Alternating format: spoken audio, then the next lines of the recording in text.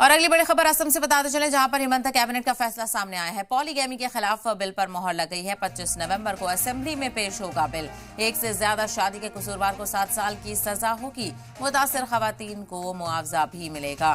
तो यहाँ पर तजवीज मंजूर कर ली गई है और अब जानकारी मिल रही है कि 25 नवंबर को कैबिनेट में असेंबली में भी इस बिल को पेश किया जाएगा। तो असम कैबिनेट ने ये फैसला लिया और हिमंता सरकार की तरफ से बड़ा फैसला सामने आ रहा है, जहां पर पॉलीगैमी के खिलाफ बिल पर मोहर लग गई है। 25 नवंबर को असेंबली में ये बिल पेश होगा। एक से ज्यादा शादी में कसूरवार को 7 साल की सजा दी जाएगी। मुतासिर खवातीन को मुआवजा भी मिलेगा, यानी किसी खवातीन की तरफ से अगर इल्जाम लगाया जाता है, शिकायत की जाती है, तो उसे मुआवजा भी दिया जाएगा और पति को कसूरवार पाए जाने पर 7 साल की सजा का प्रोविजन भी इस बिल में लाया गया है। तो पॉलीगैमी के खिलाफ असम सरकार काफी सख्त नजर आ रही है और असम की हिमंता सरकार ने इस बिल को कैबिनेट में मंजूरी दे दी और अब इसे 25 नवंबर को असेंबली में पेश किया जाएगा।